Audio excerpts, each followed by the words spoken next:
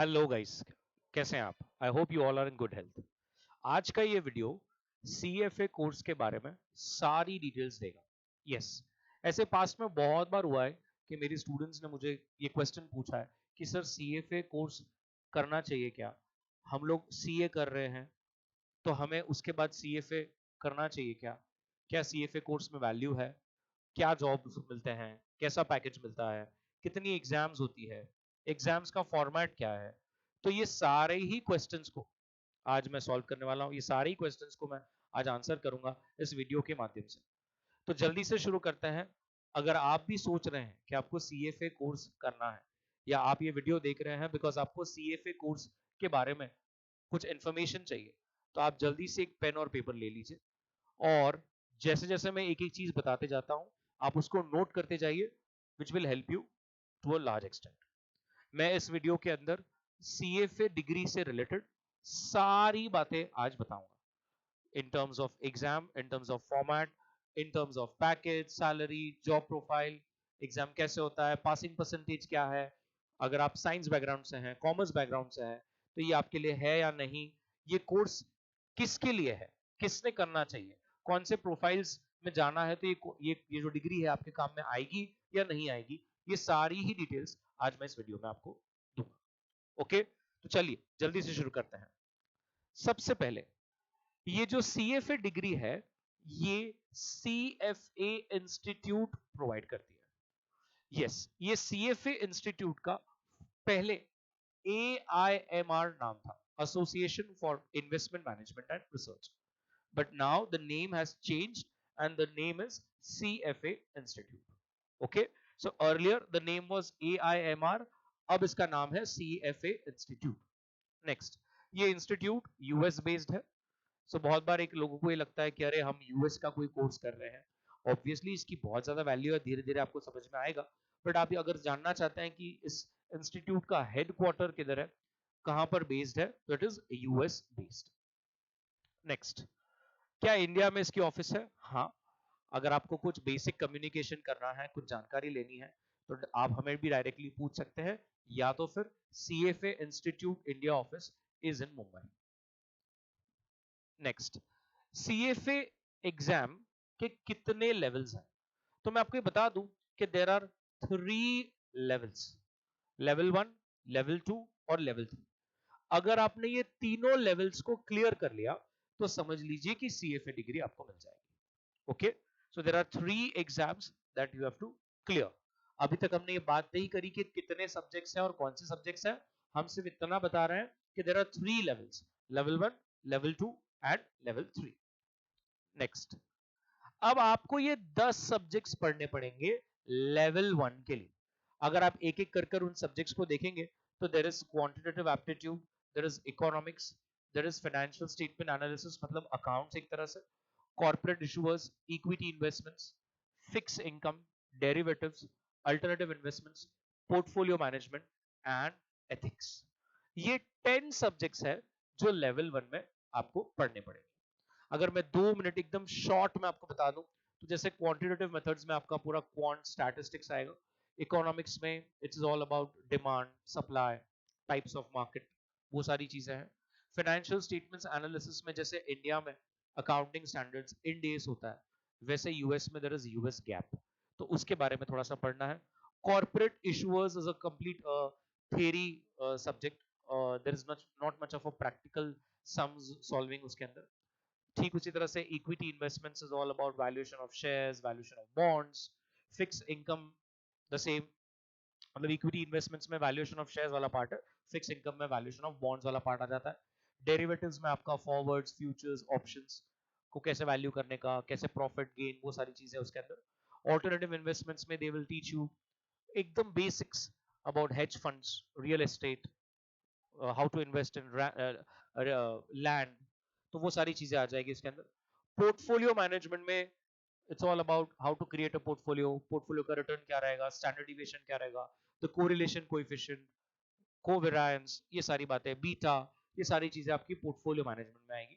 और ethics again is a purely theory subject where they teach you की what all things as a wealth consultant, कौन सी चीजें आपके एथिक्स में रहती है और कौन सी चीजें अनएथिकल हो जाएगी, क्लाइंट के साथ हमें क्या क्या डिस्क्लोज करना चाहिए, क्या क्या रिटर्न में लेना चाहिए, ये सारी बातें आपको एथिक्स जो की सब्जेक्ट है उसके अंदर बताया जाएगा। अगर आप देखेंगे हर सब्जेक्ट के सामने there is a number, that is the weightage. So level 1 में जैसे क्वांटिटेटिव एप्टीट्यूड 8% से लेके 12% तक आता है, economics again 8 to 12, financial statements analysis is 13 to 17%।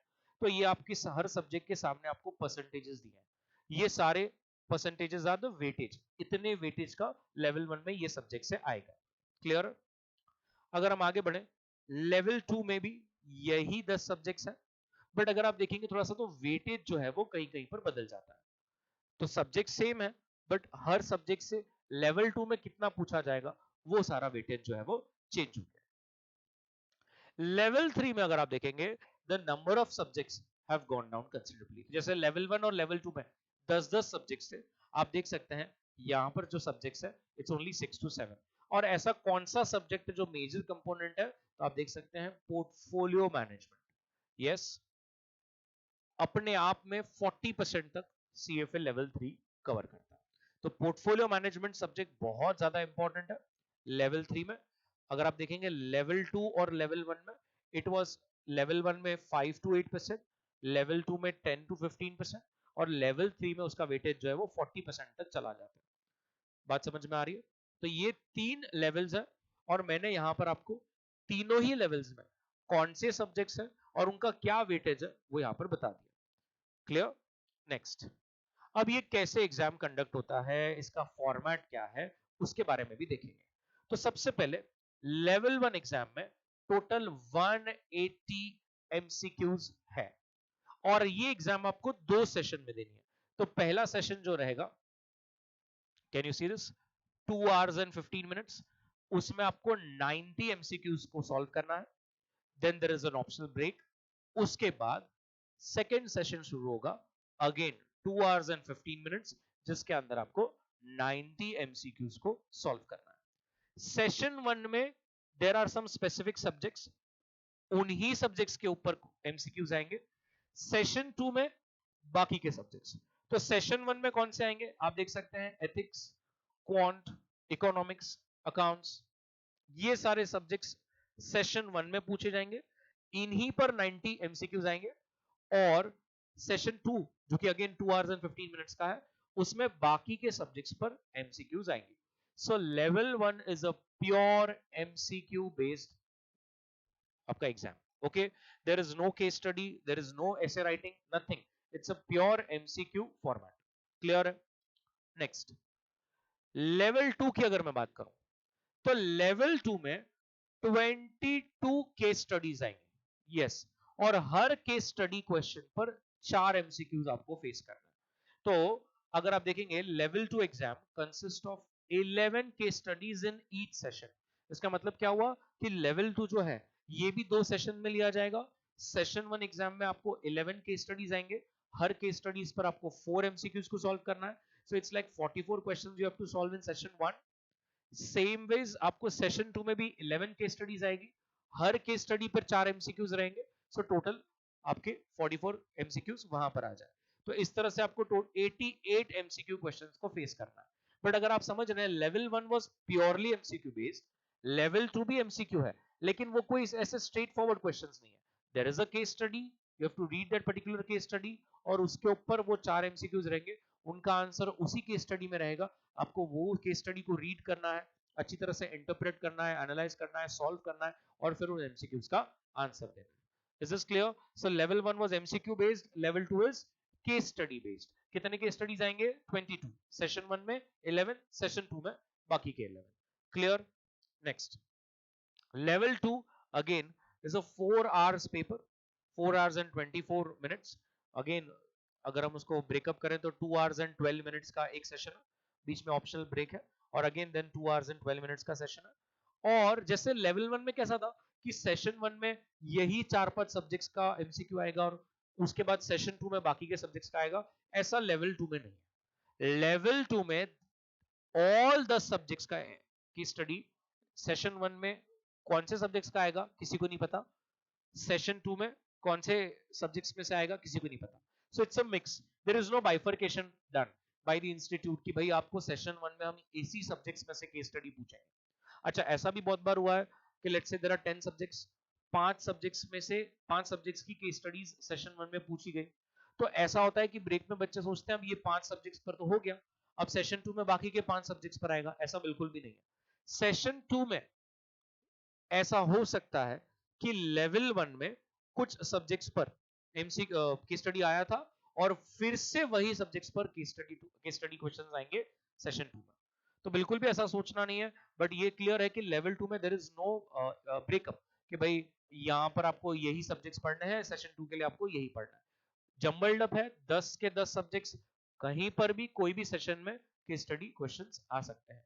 तो लेवल 1 2 सेशंस, लेवल 2 में भी 2 सेशंस, बीच में there is a break. Level 1 में 180 एमसीक्यूज, 90 एमसीक्यूज, 90 एमसीक्यूज, और लेवल 2 में 22 केस स्टडी, जिसमें 11 case study questions in your first session and 11 case study questions in your next. अगर हम देखेंगे लेवल 3, अब लेवल 3 में क्या होने वाला है, अगर आप थोड़ा ध्यान से देखें, अगेन 2 सेशंस में एग्जाम रहेगा, लेकिन सेशन 1 में there can be 6 case study questions and 5 essay type questions, or it can be 5 case study and 6 essay type questions. आप समझ रहे हैं? इसका मतलब लेवल 3 में पहली बात तो 2 टाइप के क्वेश्चंस आएंगे, एक ऐसे टाइप, दूसरा केस स्टडी टाइप। अब इंस्टीट्यूट को 11 ऐसे टाइप क्वेश्चंस पूछने हैं और 11 केस स्टडी टाइप क्वेश्चंस पूछना है, that is for sure.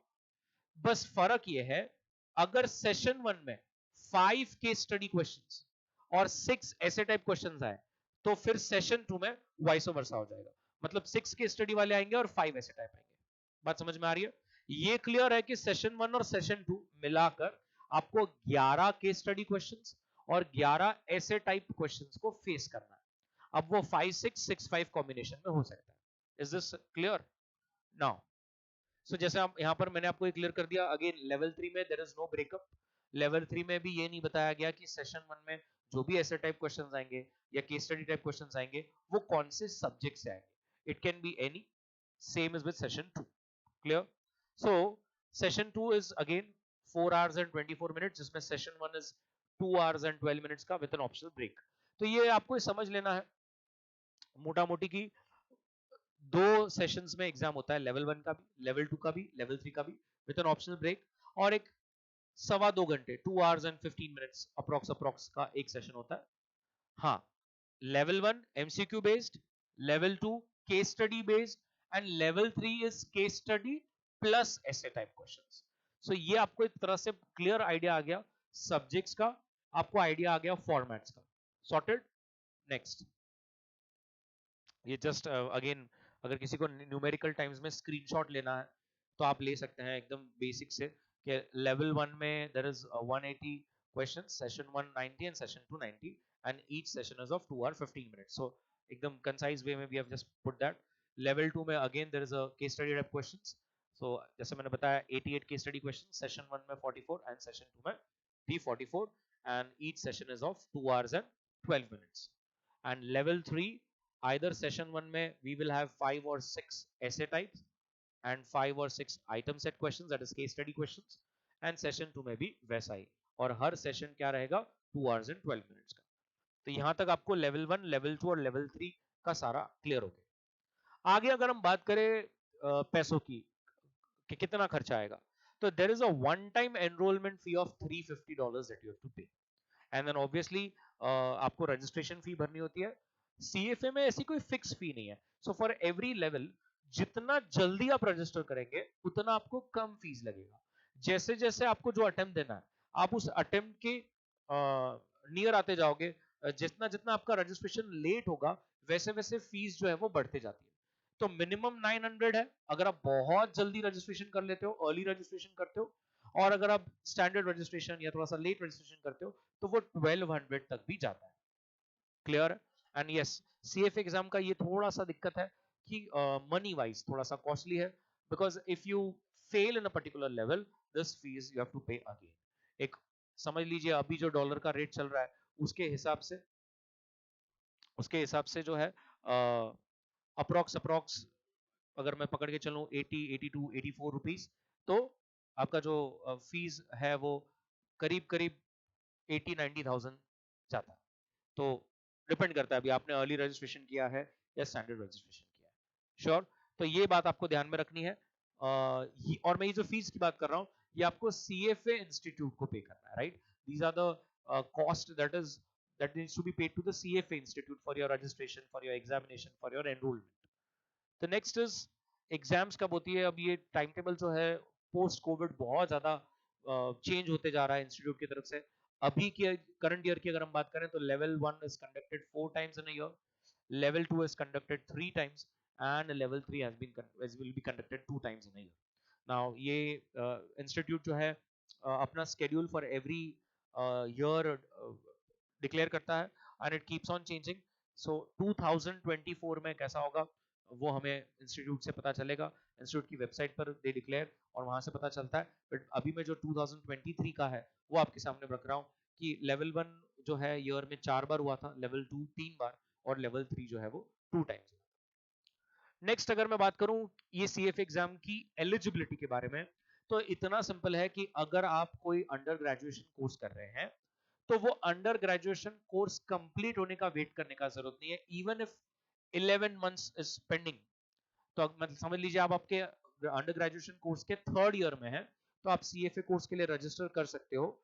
Institute का सिर्फ इतना ही बोलना है कि आप जब लेवल 2 देने से पहले आपका अंडर ग्रेजुएशन डिग्री कंप्लीट हो जाना चाहिए।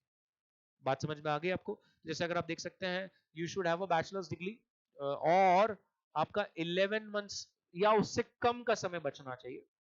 बैचलर्स डिग्री का कंप्लीट हो गया है तो कोई टेंशन नहीं, लेकिन अगर आपका ऑनगोइंग है and if you are in the last year then yes you can register for the CFA course.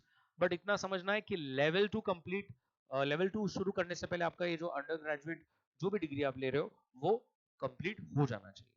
Next there is an online, जब आप फॉर्म भरोगे तो they will take a sign with respect to professional conduct and candidate responsibility, that's just a formality.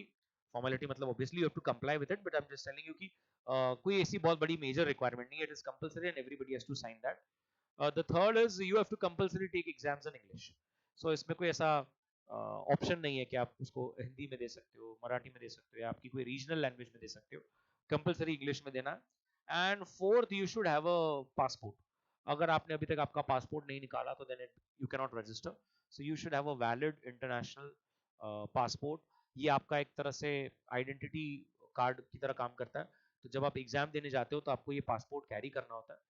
तो याद रखना अगर आपका passport नहीं है तो आप रजिस्टर ही नहीं कर पाओगे वेबसाइट पे। जब आप रजिस्टर करते हो तो वो पहले आपको आपका पासपोर्ट यूनिक नंबर पूछता है। तो अगर आपने अभी तक पासपोर्ट नहीं निकाला तो वो भी आपको निकाल लेना है, ठीक है? तो ये कुछ बेसिक एलिजिबिलिटी रिक्वायरमेंट्स है, इतना समझ लेना है। अगर आप अपने अंडर ग्रेजुएट डिग्री कर रहे हो या लास्ट ईयर में हो तो आप CFA कोर्स के लिए एलिजिबल है, आप CFA कोर्स का रजिस्ट्रेशन कर सकते हैं। नेक्स्ट, ये एग्जाम हम कितनी बार दे सकते हैं? तो ये एग्जाम आप मैक्सिमम 6 टाइम्स दे सकते हो। मतलब 6 टाइम्स मतलब एवरी लेवल की बात कर रहा हूँ। तो ऐसा हो सकता है कि लेवल 1 शायद आपका क्लियर ना हो, आप उसको 6 बार दे सकते हो, 6 टाइम्स दे सकते हो। लेकिन अगर आपने 6 टाइम्स दे दिया और आप 6 टाइम भी फेल हो गए तो आपके लिए CFA इंस्टीट्यूट का जो दरवाजा है वो हमेशा के लिए बंद हो जाएगा, उसके बाद आप नहीं दे पाएंगे। तो आप एवरी लेवल 6 बार दे सकते हो मैक्स, उसके ऊपर नहीं दे सकते। तो इतना ज्यादा समय CFA इंस्टीट्यूट ने आपको दिया है कि आप हर अटेम्प्ट को 6 बार दे सकते हो, उससे ज्यादा नहीं दे सकते। नेक्स्ट, अभी कितने CFA है? सो अगर हम देखें latest numbers, it keeps on changing, but अभी अप्रोक्स 1,90,000 चार्टर्ड होल्डर्स, 1,90,000 CFAs हैं अक्रॉस द ग्लोब जिन्होंने ये कोर्स कंप्लीट किया है और उनके पास इसकी मेंबरशिप है। अगर हम नेक्स्ट की बात करें, पासिंग परसेंटेज की बात करें, तो पासिंग परसेंटेज बहुत अच्छा है। लेवल 1 में 41% students clear, level 2 45% people clear and level 3 52%, मतलब ऑलमोस्ट आधा क्राउड जो लेवल 3 देता है वो क्लियर हो जाता है। एग्जाम का रिजल्ट एग्जाम से 7 to 10 वीक्स के बाद लगता है। तो आपका एग्जाम जब भी आप देंगे समझ के चलिए एक अप्रोक्स 2 to 2.5 मंथ्स लगते हैं रिजल्ट को आने के लिए। क्लियर है? डिपेंड करता है आप कौन सा लेवल दे रहे हैं, लेवल 1, लेवल 2 या लेवल 3।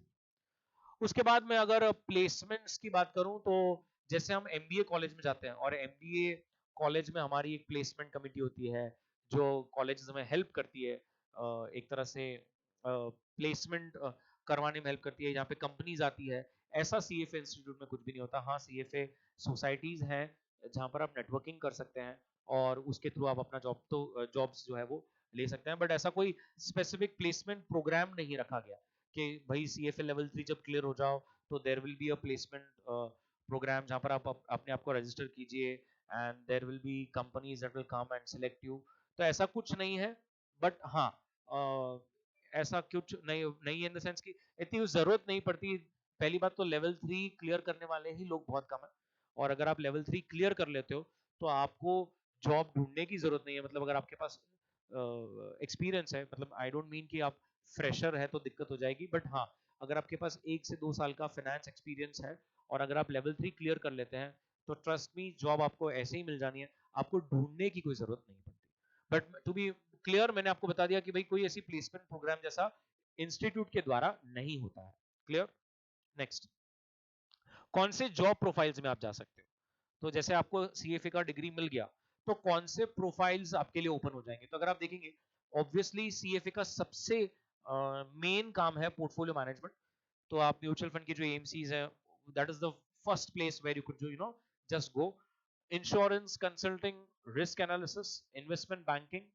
ये एक बहुत बड़ा नोशन है कि लोगों को लगता है इन्वेस्टमेंट बैंकिंग करना है तो मैं सीएफए कर लेता हूं तो मेरा इन्वेस्टमेंट बैंकिंग सॉर्टेड है। ऐसा नहीं है। See there are some overlapping parts, but किसी को अगर इन्वेस्टमेंट बैंकिंग करना है तो उसके लिए मैं सीएफए करूंगा, ऐसा नहीं है। Because CFA is all about managing money, CFA is all about portfolio management, और investment banking is all about raising funds, mergers and acquisitions. तो हाँ ऑब्वियसली बहुत सारे ओवरलैपिंग पार्ट्स हैं, और जिसके पास सीएफए डिग्री है उसके पास वैसे भी बहुत सारा नॉलेज आ जाता है। दोनों का जो करिकुलम है बहुत ज्यादा ओवरलैपिंग है, तो it will help you. But आप ऐसा मत पकड़ के चलना, क्योंकि बहुत मैं देखता हूँ I I provide coaching for CA and बहुत बार लोगों का एम होता है इन्वेस्टमेंट बैंकिंग और उसके लिए वो सीएफए सोचते हैं। तो मैं बस ये बताना चाह रहा हूँ कि वो सही रास्ता नहीं है। बाकी private wealth management, commercial banking, trading, asset management, research, ये कुछ ऐसे प्रोफाइल्स हैं, ये प्रोफाइल्स आपके लिए ओपन हो जाते हैं। ये प्रोफाइल्स में जाना आपके लिए बहुत इजी हो जाता है अगर आप एक सीएफए चार्टर होल्डर हैं तो। क्लियर।